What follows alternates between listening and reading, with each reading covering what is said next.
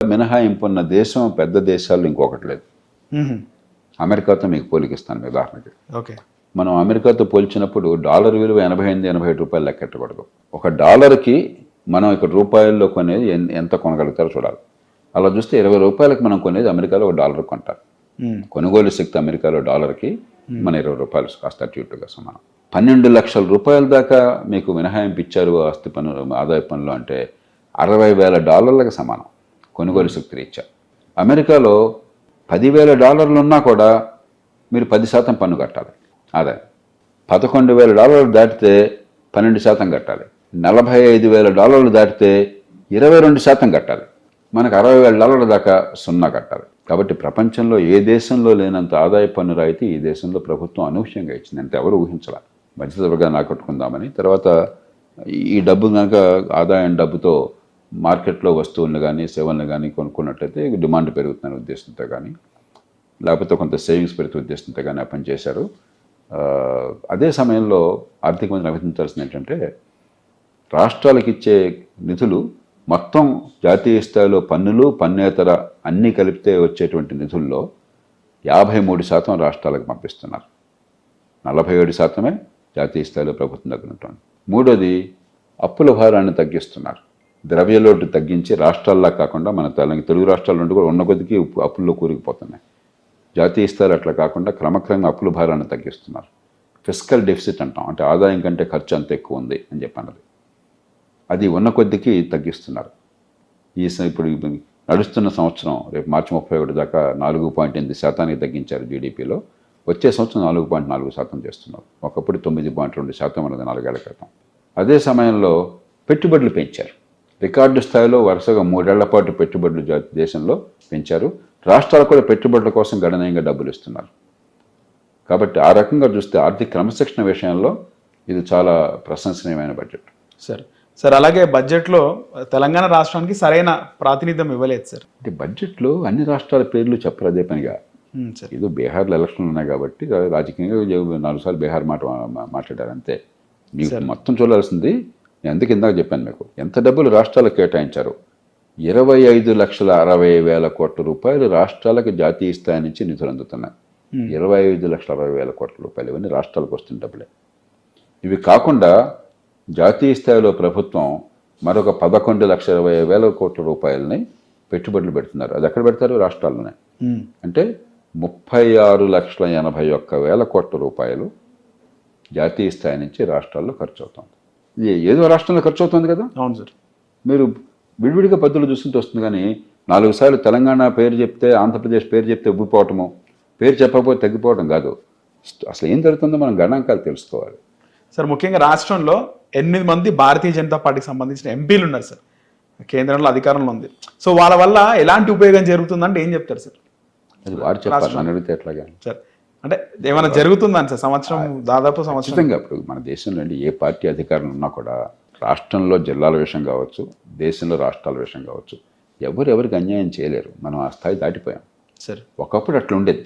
ఒకప్పుడు ప్రధానమంత్రి గారు మరొకరు తలుచుకుంటే ఇందిరాగాంధీ దగ్గర కాలంలో ఇతర కాలంలో ఈ రాష్ట్రంలో కావాలంటే ఇచ్చేవాళ్ళు, ఇంకో రాష్ట్రం కాదంటే కాదనేవాళ్ళు. ఒక రాష్ట్రంలో కావాలంటే పెట్టుబడి పెట్టేవాళ్ళు, ఇంకో రాష్ట్రం లేదు. అంత ఇష్టం వచ్చినట్టు లైసెన్స్ రాజ్యం ఉండేది. ఇప్పుడు అట్లా కాదు. ఇప్పుడు అన్ని రాష్ట్రాలకి ఒక ప్రత్యేక ప్రతిపత్తి ఉన్న కొన్ని రాష్ట్రాలకేమో కొన్ని ప్రత్యేకంగా 11 రాష్ట్రాలు ఉన్నాయి.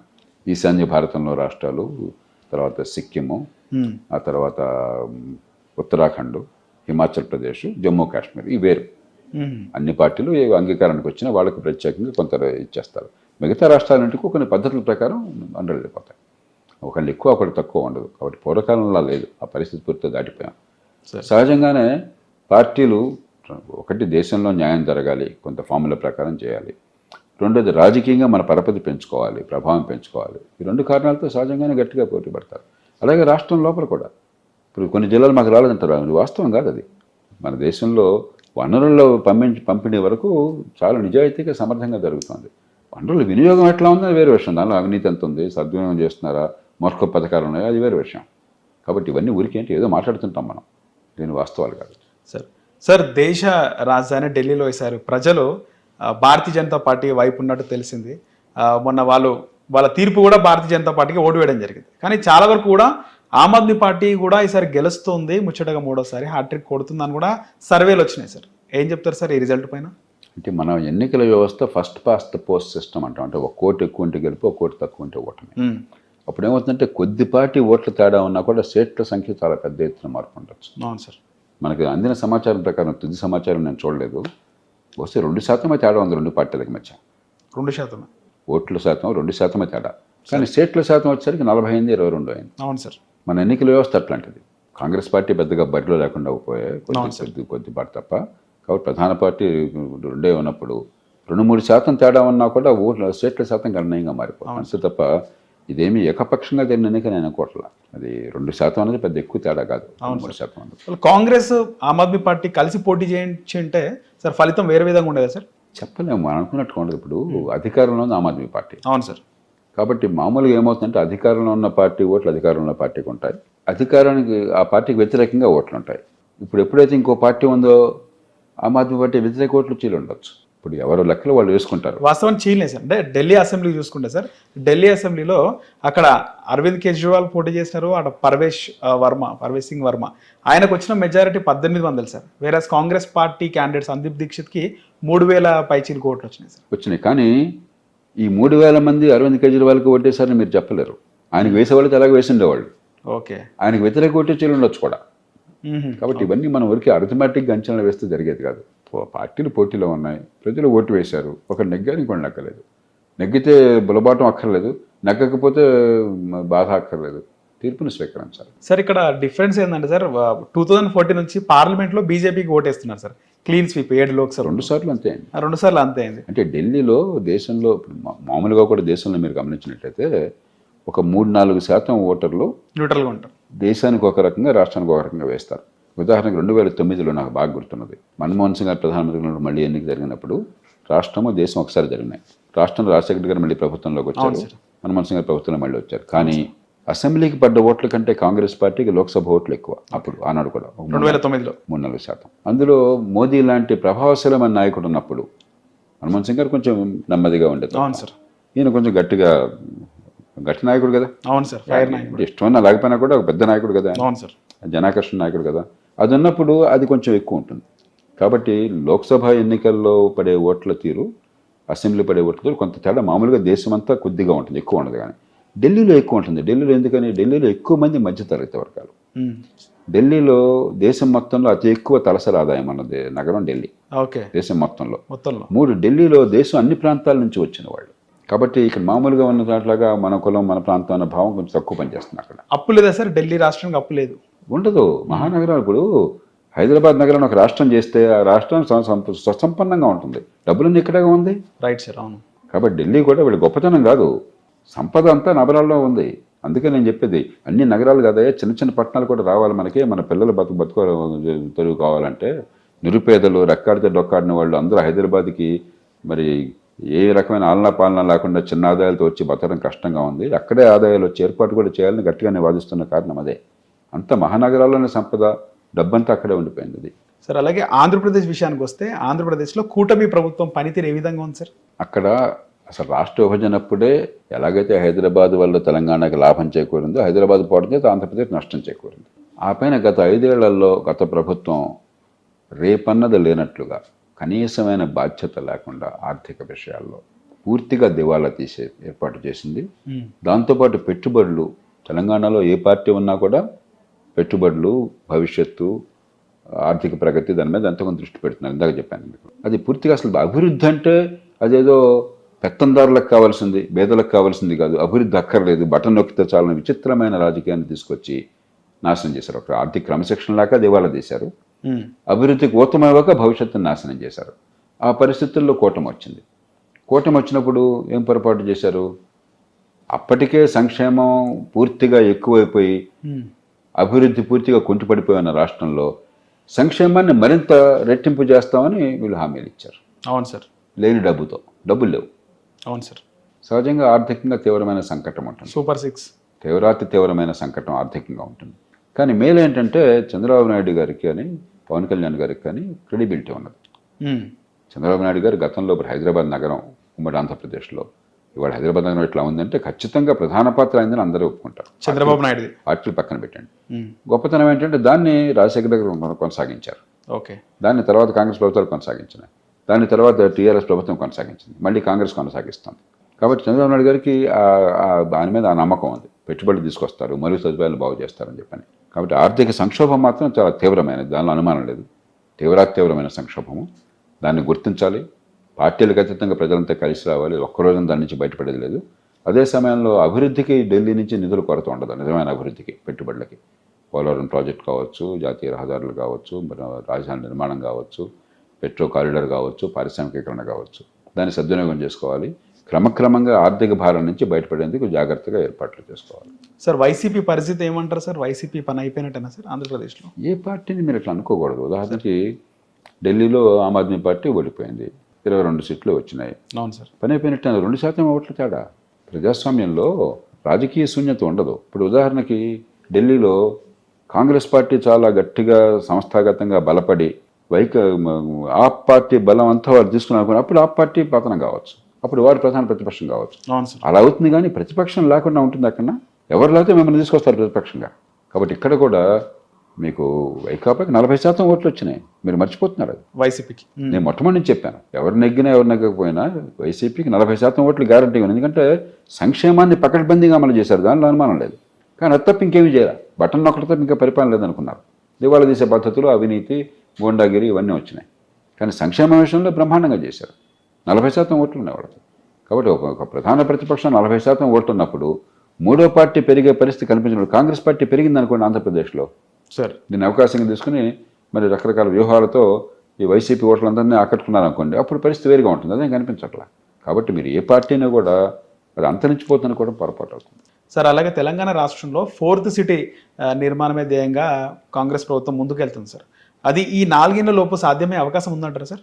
ఇప్పుడు ఒక్కరోజు జరగకపోవచ్చు, కానీ మంచి పథకాలు వేస్తే కాలక్రమేణా భవిష్యత్తు జరుగుతుంది. కానీ నా ఆందోళన ఏమిటంటే అంతా హైదరాబాద్ చుట్టుపక్కల ఆలోచిస్తున్నారు. మంచిదే, మనంతా హైదరాబాద్లో ఉన్నాం. అవును సార్.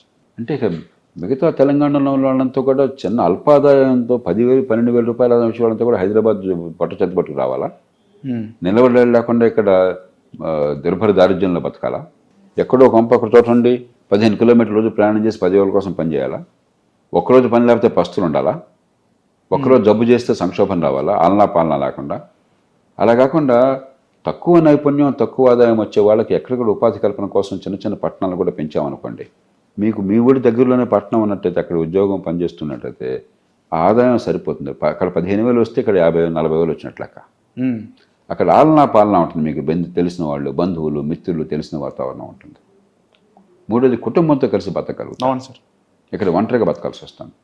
కాబట్టి ఎంతసేపటికి మనకు భూములు ఉన్నాయి కాబట్టి, మన ఇళ్ళు ఉన్నాయి కాబట్టి, మనం ఇక్కడ ఉంటున్నాం కాబట్టి, ఈ హైదరాబాద్ ఒక్కటే అనుకుంటే హైదరాబాద్ని బాగు చేయాలి, హైదరాబాద్ని బాగా గర్వించేట్టుగా అభివృద్ధి చేయాలి. కానీ దాన్ని మిగతా ప్రాంతాన్ని ఎలా చేయకూడదు. దీంతోపాటు ఎక్కడికక్కడ చిన్న పట్టణాల అభివృద్ధి, తక్కువ నైపుణ్యం ఉన్నవాళ్ళు ఈ లేబర్ ఇంటెన్సివ్ ఇండస్ట్రీస్లో ఉపాధి కల్పన కోసం అక్కడ 15-20 వేలు వచ్చినా కూడా బ్రహ్మాండంగా వచ్చినట్లు లెక్క. అలాంటి ఉపాధిని పెంచే ఏర్పాటు గ్రామాలకు దగ్గరగా ఉన్న పట్టణాల్లో చేసి పట్టణీకరణ నమూనా మారకపోతే అంతా హైదరాబాదు అది మంచిది కాదు. సార్ అలాగే తెలంగాణలో 10 మంది బీఆర్ఎస్ ఎమ్మెల్యేలు కాంగ్రెస్ పార్టీలో చేరడం జరిగింది. ఇప్పుడు వాళ్ళు న్యూట్రల్గా ఉండిపోయారు సార్. వాస్తవానికి ప్రభుత్వానికి వ్యతిరేకంగా మాట్లాడుతున్నారు మహిపాల్ రెడ్డి కానీ, దానం నాగేందర్ కానీ. సుప్రీంకోర్టులో కూడా చాలా ఫైట్ నడుస్తుంది సార్. ఏం చెప్తారు? 10 మంది ఎమ్మెల్యేలకు సంబంధించి ఉప ఎన్నిక రాష్ట్రంలో రాబోతుంది అంటారా? అది నేను చెప్పలేను. మనకి ఏమైందంటే పార్టీ ఫిరాయింపు నిషేధ చట్టం అనేది పేరుకు పెట్టినా కూడా అధికార పార్టీలోకి ఫిరాయిస్తే ఏమీ కాకుండా చూసుకున్నారు. ఎందుకంటే స్పీకర్ చేతుల్లో అధికారాలు. అవును సార్. స్పీకర్ అధికార పార్టీకి చెందిన ఆయన. ఇవన్నీ కూడా నిజంగా మీరు చట్ట ప్రకారం చేయాలంటే, రాజ్యాంగ ప్రకారం చేయాలంటే 3 నిమిషాల్లో చేయొచ్చు. కానీ 3 ఏళ్ళు పోయినా, పదవీకాలం పూర్తయినా కూడా జరగకుండా చూస్తుంది. ఈలోపు ఎన్నికలు అయిపోతే జనం మర్చిపోతారు, మళ్ళీ ఎలక్షన్కి వెళ్తారు. అలా అయిపోతుంది. అందుకనే నిజంగా దీన్ని అమలు చేయాలన్నట్టయితే మామూలుగా మిగతా అనర్హత ఉందనుకోండి, ఉదాహరణకి నేరస్తుడిగా శిక్ష పడింది, లేకపోతే దివాళా తీశారు, ఐపీ పెట్టారు, లేకపోతే మరొకటి, ఇలాంటి కారణాలు ఉన్నట్టయితే రాజ్యాంగం ఏం చెప్పిందంటే ఎన్నికల సంఘం నివేదిక ఆధారంగా ఎమ్మెల్యే అయితే రాష్ట్ర గవర్నరు, ఎంపీ అయితే దేశ రాష్ట్రపతి ఆయన తొలగిస్తారు వాళ్ళని చెప్పారు. ఎన్నికల సంఘం ఇచ్చిన నివేదిక శిరోధార్యము అని చెప్పారు. ఆ రకంగా పెడితే అప్పుడు న్యాయం జరుగుతుంది. అది ఎలాగో పెట్టే ఆలోచన లేదు. కాబట్టి ఈ లోపల రాజకీయంగా వాళ్ళ బలవన్నతగా నడుపుతూ ఉంటారు. 4 ఏళ్ళు కూడా గడిచిపోతాయి అంటారు సార్. ఇక 4 ఏళ్ళు గడుస్తుందో కాదు, చూద్దాం ఏమవుతుందో. కానీ చాలా చోట్ల మన అనుభవం ఏంటంటే పెద్దగా ఈ పార్టీ ఫిరాయింపు నిషేధం కాగితం మీదే కానీ ఇంతవరకు పనికొచ్చిన దాఖలాలు లేవు, పార్టీ ఫిరాయింపులు ఆగిన దాఖలాలు కూడా లేవు. సార్ గతంలో అటు బీఆర్ఎస్ ఉన్నప్పుడు బీఆర్ఎస్ టీడీఎల్పీని విలీనం చేసుకుంది, సిఎల్పీని విలీనం చేసుకుంది సార్. కానీ ఇప్పుడు వాళ్ళు చాలా టఫ్ ఫైట్ చేస్తున్నారు సార్ అక్కడ సుప్రీంకోర్టులో. అదే ఇప్పుడు ఎవరి సందర్భాన్ని బట్టి వాళ్ళ ఆలోచన మారుతూ ఉంటుంది. నీవు నేర్పిన విద్య నిర్దాక్షణ వీళ్ళు అంటారు, మేము ఇంకో రకంగా చేసాం, మీరు మరి అన్యాయం చేశారని వాళ్ళు అంటారు. ఇది మామూలు. సార్ బీఆర్ఎస్ మొన్న లోక్సభ ఎన్నికలకు సంబంధించి బీఆర్ఎస్ చాలా చోట్ల మెజారిటీ కోల్పోయింది సార్. కాంగ్రెస్ వర్సెస్ బీజేపీగా ఉండే, అలాంటిది బీఆర్ఎస్ మళ్ళీ పుంజుకుంది, చాలా యాక్టివ్గా. ఒకవైపు కవిత, మరోవైపు కేటీఆర్. నేను చూస్తే కవిత కేసీఆర్ పాలన ఐఫోను, రేవంత్ రెడ్డి పాలన చైనా ఫోన్ అని చెప్పి ఆమె కామెంట్ చేసింది. అంటే నలుగురు వాళ్ళు ఫైట్ చేస్తున్నారు సార్, కౌంటర్స్ ఇస్తున్నారు. వేరాజ్ కాంగ్రెస్ లో రేవంత్ రెడ్డి ఒక్కరే కౌంటర్ ఇస్తున్నారు. వ్యక్తిగతమైన రాజకీయాల్లోకి వెళ్ళవన్నీ వాళ్ళు పార్టీ వ్యూహాలు వాళ్ళు చూస్తుంటారు, నాకు అనవసరం. కానీ మనం గుర్తించాల్సింది ఏంటంటే సార్, మన ప్రజాస్వామ్యంలో, మన ఎన్నికల వ్యవస్థలో ప్రధానంగా 2 పార్టీలకే స్థలం ఉంది. అందుకే నేను అసెంబ్లీ ఎన్నికల ముందు చాలా స్పష్టంగా మళ్ళీ చెప్పాను, నిజమైన పోటీ జరుగుతోంది టీఆర్ఎస్కి ఇంకో పార్టీకి మధ్య కాదు, కాంగ్రెస్కి బీజేపీకి మధ్య.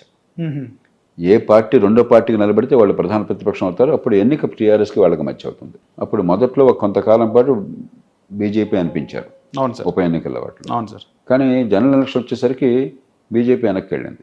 అవును సార్. ప్రజల మనసులో కాంగ్రెస్, కాబట్టి ప్రధాన పోటీ కాంగ్రెస్కి. అలా ఇప్పుడు కూడా కాంగ్రెస్ అధికారంలో ఉంది. అవును సార్. ప్రధాన పోటీ జరగబోయేది ముందు మొట్టమొదటి స్థాయిలో పోటీ బీజేపీకి, టీఆర్ఎస్కి లేదా బీఆర్ఎస్కి మధ్య. అంటే ప్రజల దృష్టిలో రెండో పక్షం ఎవరని. అప్పుడు ఆ తర్వాత ఎవరైతే రెండో పక్షంగా వస్తారో కాంగ్రెస్కి వాళ్ళకి మధ్య పోరాటం జరుగుతుంది. సహజంగానే ఎవరి ప్రయత్నాలు వాళ్ళు చేసుకుంటారు. Okay sir. సార్ ఫైనల్గా రాష్ట్రంలో రీసెంట్గా జరిగిన ఒక చిలుకూరు బాలాజీ టెంపుల్లో ప్రధాన అర్చకుడు రంగరాజన్ పైన హిందూ ముసుగులోనే వెళ్ళి వాళ్ళు బెదిరించడము, వాళ్ళ సైన్యంలో చేరాలి అని చెప్పి ఆయన పైన కొంచెం భౌతికంగా కూడా దాడి చేయడం జరిగింది సార్. మీరు కూడా చూసిండొచ్చు. ఇప్పుడు ఇవాళ పేపర్లో కొంచెం హెడ్డింగ్ చూశాను నేను, నాకు వివరం తెలియదు సార్. ఖచ్చితంగా హింసను ఎవరు ఏ సందర్భంలో ప్రయోగించినా కూడా దాన్ని మనం తీవ్రంగా నిరసించాలి. ప్రజాస్వామ్యంలో హింసకి తావులేదు.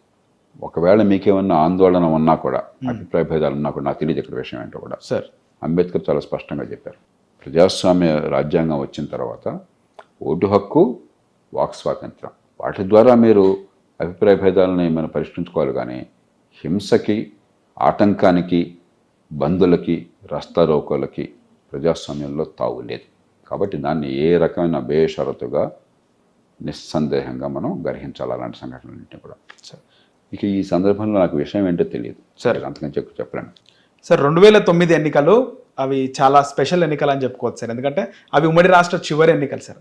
ఆ ఎన్నికల్లోనే మొట్టమొదటిసారి మీరు అసెంబ్లీకి వెళ్ళారు, మెగాస్టార్ చిరంజీవి గారు అసెంబ్లీకి వెళ్ళారు, ప్రస్తుత ముఖ్యమంత్రి రేవంత్ రెడ్డి కూడా మొట్టమొదటిసారి అసెంబ్లీకి వెళ్ళారు సార్. ఆ రోజు అసెంబ్లీ వాతావరణం ఏ విధంగా ఉండే సార్? అప్పుడు 2 రకాలుగా. అప్పుడు తెలంగాణ ఉద్యమం ఉధృతిలో ఉన్నది. రాజశేఖర గారు పోగానే, రాజశేఖర గారు ఉన్నంతకాలం ఒక రకంగా ఉండేది, కొద్ది కాలమైన ఉన్నది. మంచి అధికార పక్షం, ప్రతిపక్షం తీవ్రమైనటువంటి ఉండేది. ఆయన పోయిన తర్వాత ఎప్పుడైతే తెలంగాణ ఉద్యమం బాగా ముందుకు వచ్చిందో, ఆ ఉద్యమం కారణంగా సగం రోజుల పాటు అసెంబ్లీ నడవాల సరిగ్గా, సగం రోజులు. మిగతా సగం రోజులు బాగా నడిచింది. మళ్ళీ ఉదాహరణకి కొన్ని ప్రశ్నలు నేనే లేవనెత్తినప్పుడు దాని మీద 4-5 గంటలు చర్చ జరిగేది, ఇప్పుడు పార్టీలకు అతీతంగా, ప్రాంతాలకు అతీతంగా. కానీ చాలా సందర్భాల్లో వెంటనే గొడవ అవడం అలా ఉండేది. రెండోది, ఉన్నంత మేర ఖచ్చితంగా ఒక ప్రమాణంలో కొంత చర్చ, కొంత పార్టీల మధ్య కొద్దిగా అభిప్రాయ భేదాలను కూడా సామరస్య వాతావరణము, కొన్ని నిబంధనలు పాటించడం ఉండేది. మరీ బస్తీ మీద తొడగొట్టి అది అప్పుడు కూడా కొంత ఉంది, కానీ అది ఉన్న కొద్దిగా చెడిపోతుంది. పరిశ్రమ పదజాలం వాడటం, ఒకరినొకరు అవమానించుకోవటం, బూతులు తిట్టుకోవటం, అది ఉన్న కొద్దిగా ఎక్కువ అవుతుంది. అనుకున్నారా సార్ ఇప్పుడు ముఖ్యమంత్రి అంటే రేవంత్ రెడ్డి ఈ స్థాయికి వస్తాడు అని అనుకున్నారా సార్ ఆయన మాట్లాడేటప్పుడు? కానీ రేవంత్ రెడ్డి గారు మొదటి నుంచి కూడా చాలా ఏమైనా డైనామిక్ పర్సన్, బాగా అంబిషన్ ఉన్న మనిషి, కష్టపడే మనిషి, నాయకత్వాన్ని కోరుకున్న మనిషి. కాబట్టి రేవంత్ రెడ్డి లాంటి వాళ్ళు రాజకీయంగా ఎదుగుతారన్న విషయంలో ఎవరికి పెద్ద అనుమానం లేదు. సరే, ఎవరు ఏ పదవిలోకి వస్తారని ఖచ్చితంగా ఎవరు అంచనా వేయలేరు. Right sir. కానీ ఆయన ఏదో మామూలుగా కూర్చున్న మనిషి కాదు. ఆనాడే స్పష్టంగా అది అర్థమవుతుంది. వాస్తవానికి ప్రభుత్వానికి అంటే రేవంత్ రెడ్డి అన్నిటికీ ఆయన కౌంటర్ ఇచ్చుకుంటూ పోతున్నాడు సార్. మంత్రులందరూ ఎప్పుడో ఒకసారి రియాక్ట్ అవుతున్నారు. వాస్తవానికి అందరి అనుకుంటున్న మాట ఏంటంటే రేవంత్ రెడ్డికి పాలన చేతనవ్వట్లేదు, ఆయనకు పెద్దగా అనుభవం లేదు అంటున్నారు సార్. మీరేమైనా భవిష్యత్తులో కానీ ప్రభుత్వానికి ఏమైనా మీకున్నటువంటి అనుభవాన్ని షేర్ చేసే అవకాశం ఉంటుందా సార్? రోజు నేను చేస్తున్నా కదా ఇప్పటికి, అంటే నేరుగా సార్. ముఖ్యమంత్రి గారికి, ఏ ముఖ్యమంత్రి కూడా మేము రాజకీయంలో ఉన్న వాళ్ళని తక్కువగా అంచనా వేస్తాం. మీకు చాలా తెలివితేటలు, ఎంతో కొంత సమాజం పట్ల అవగాహన, కొంత మమకారం, మంచి జరగాలన్న కోరిక, అన్ని వర్గాలను కలిగిపోయే శక్తి లేకపోతే రాజకీయంలో ఇంతకాలం నిలదొక్కుకోవాలి ఎవరు కూడా. రాజకీయం బయట ఉన్నవాళ్ళు చాలా తేలిగ్గా వీళ్ళు చాలా ఏం తెలియదు, చదువు లేదు, వాళ్ళకి బుర్ర లేదు అంటే అనుకుంటారు. ఇది వాస్తవం కాదు. ముందు మనకు కొంచెం రాజకీయ పార్టీలో అభిప్రాయ భేదాలు ఉండొచ్చు. వాళ్ళు చేసిన దాన్ని తప్పు చేస్తే విమర్శించవచ్చు, నేను విమర్శిస్తాను. కానీ రాజకీయాన్ని చులకనగా చూడద్దు. రేవంత్ రెడ్డి గారు 2009 ఎన్నికయ్యారు. అవును సార్. అప్పటి నుంచి అసెంబ్లీలో, లోక్సభలో ఎన్నికవుతూనే ఉన్నారు. అవును సార్. మరి ఆయన పార్టీ కాకుండా కాంగ్రెస్ పార్టీలోకి వెళ్ళి నాయకత్వాన్ని తీసుకున్నారు. ఎన్నికల్లో గట్టిగా పోరాడారు, ప్రజల మద్దతు పొందారు. వీళ్ళందరినీ మీరు చులకనగా అనుకుంటే ఎట్లాగా? వాళ్ళకి ఏం అసలు అవగాహన ఉండదు, వాళ్ళకి ఏం తెలియదు అనుకుంటే ఎట్లాగా? ఏ పార్టీ అయినా సరే. కాబట్టి మనం కొంచెం ప్రజాస్వామ్యంలో ఎన్నికైన నాయకుల పట్ల గౌరవంతో ప్రవర్తించాలి. రెండోది, కాంగ్రెస్ పార్టీలో జాతీయ స్థాయిలోనేమో అందరూ ఒకే కుటుంబానికి, ఒకే వ్యక్తికి పట్టం కడతారు. రాష్ట్రాల్లో మళ్ళా గొల్లలు పడతారు. అది పెద్ద కొత్త లేదు. అది ఇప్పుడు ఎలా ఉందో నాకు తెలియదు, అవి ఉండుంటాను నాకు తెలియదు. అంటే నేను లోతుకి నేను వెళ్ళని పట్టించుకోండి. నేను ఎందరో మిత్రులే నాకు, ఈ పార్టీగా నా పార్టీగా. అవును సార్. మనకు కావాల్సింది రాష్ట్ర హితమే తప్ప వ్యక్తుల మీద మనకి అనవసరం. సార్, రేవంత్ రెడ్డి గారు ఆయన ఎమ్మెల్యేగా, ఎంపీగా గెలిచారు కానీ ఎప్పుడు మంత్రి అవ్వలేదు సార్, నేరుగా ముఖ్యమంత్రి అయినాడు. సో ఆయన పాలన ఏ విధంగా ఆయనకు సాధ్యమవుతుంది సార్? ఆయన మోదీ గారు డైరెక్ట్గా ముఖ్యమంత్రి అయ్యాడు. ఆయన మోదీ గారు ఎమ్మెల్యే అవడంతో ముఖ్యమంత్రి అయ్యాడు, ఎంపీ అవుతున్న ప్రధానమంత్రి అయ్యాడు. ఆ కారణంగా పాలన కుంటుపడింది అని అంటారా? ఓకే. ఎన్టీ రామారావు గారు డైరెక్ట్గా ముఖ్యమంత్రి అయ్యారు. అవును సార్. కాబట్టి ఖచ్చితంగా అనుభవం అంటే కొంత ఉపయోగం ఉంటుంది. కానీ నాయకత్వ లక్షణాలు ఉండాలి తప్ప అవగాహన, సమాజం పట్ల అవగాహన, నాయకత్వ లక్షణాలు, మరి 10 మందిని కలుపుకుపోయేటువంటి శక్తి సామర్థ్యాలు అవి చూడాలి. కానీ అవి డైరెక్ట్గా అయినారా, అనుభవం ఉందా అన్నది అది కొంత ఉపయోగపడుతుంది, కానీ అదంత ముఖ్యం కాదు. సార్, చివరిగా మీరు స్థాపించినటువంటి లోక్సత్తా పార్టీ మళ్ళీ భవిష్యత్తులో ఈ స్థానిక సంస్థల ఎన్నికల్లో అయినా ఏమైనా పోటీ చేసే అవకాశం ఉందా సార్? నేను ఎందుకు పార్టీ పెట్టామో చెప్పాను, ఎందుకు ఎన్నికల్లో పోటీ చేస్తున్నామో చెప్పాను, ఎందుకు ఎన్నికల్లో పోటీ మానుకున్నామో కూడా చెప్పాను. దీనిలో ఎక్కడ రహస్యం కానీ కుట్రలు కానీ ఉండవు. లోక్సత్తా పార్టీ పెట్టినప్పుడు నాకు తెలుసు అధికారం అసాధ్యమని. ఎందుకంటే మన ఎన్నికల వ్యవస్థలో 3వ పార్టీకి దాదాపు అసాధ్యం. ఆప్కి ఢిల్లీలో అధికారం రావడం అనేది, తర్వాత పంజాబ్ రావడం అనేది సాధారణ విషయం కాదు. అది కొన్ని అసాధారణ పరిస్థితుల వల్ల, అక్కడున్న ప్రత్యేక పరిస్థితుల వల్ల. రెండోది, చాలా సమర్థులైన వాళ్ళు చాలామంది అక్కడ ఢిల్లీలో దీనికి సిద్ధపడి పార్టీలో పనిచేయడానికి సిద్ధపడ్డారు. ఆ పరిస్థితుల నేపథ్యంలో వచ్చింది. అది చాలా అసాధారణమైన సంఘటన. అది జరగదు అంత తేలిక, నాకు తెలుసు ఆ సంగతి. కానీ నేను ఆశించింది ఏమిటంటే 10% మంది ఓట్లు వేస్తారు నిలకడగా. ఆలోచించేవాళ్ళు, యువత, మధ్యతరగతి, కాస్త ఈ కులాలు, పార్టీలు, పక్షపాతాలు పక్కన పెట్టి దీర్ఘకాల భవిష్యత్తు కోసం ఓటేస్తారు. నిలకడగా 10% ఓట్లు వేస్తే చాలు. దాన్ని ఎలా మార్పుగా మార్చాలో నాకు తెలుసు. కానీ అనుభవం ఏమైంది? 2% ఓట్లే పడ్డాయి. హైదరాబాద్లో 9-10% ఓట్లు వచ్చినాయి. కానీ గ్రామీణ ప్రాంతాల్లో 1% వచ్చింది. మొత్తం మీద 2% ఓట్లు వచ్చినాయి. 2% ఓట్లు చాలు. మీరు ప్రధాన రాజకీయ పార్టీలను ఆలోచనింపజేసి, అరే ఈ మార్పు జరగకపోతే మునిగిపోతామనే భావం కలగాలి, ఈ మార్పు జరగకపోతే దేశం నష్టపోతుందని అర్థం కావాలి. అది రావాలంటే 10% ఓట్లు వస్తే ఖచ్చితంగా సరిపోతాయి. ఇంకెక్కువ వస్తే మంచిదే. ఆంధ్రప్రదేశ్లో అదే జరిగింది. ఉమ్మడి ఆంధ్రప్రదేశ్లో, తమిళనాడులో, కర్ణాటకలో, మహారాష్ట్రలో, దేశంలో వివిధ ప్రాంతాల్లో చాలా అద్భుతంగా పోరాడారు లోక్సత్తా కార్యకర్తలు. కానీ ఎక్కడ చూసినా కూడా అంతకంటే ఎక్కువ కనిపించట్లా. ఉదాహరణకు ఆప్ ఉంది. కర్ణాటకలో పోటీ చేస్తే లోక్సత్తాకు వచ్చిన ఓట్లలో 5వ వంతు వచ్చినాయి వాళ్ళకి. కాబట్టి 3వ పార్టీ, అందులో డబ్బు హంగు లేకుండా, ప్రచారం లేకుండా, డబ్బులు పంపిణీ లేకుండా, అబద్ధాలు ఆడకుండా మీకు ఓట్లు రావడం అంత ఆషామాషి కాదు. అది లేనప్పుడు ఈ ప్రయాస వృథా. అదే ప్రయత్నాన్ని ఇప్పుడు నేను ఆనాడు ఈనాడు నాకు తేడా లేదు. ఎన్నికైనా ఎన్నికపోయినా నా ప్రయత్నం అదే, నా పోరాటం అదే, నా భాష అదే. నేనాడు మరి ఇదే బట్టలు వేసుకున్నాను, ఇదే భాష మాట్లాడి, ఇదే పనులు చేశాను. నేను దేశంలో మార్పు కోసం చేస్తుంది.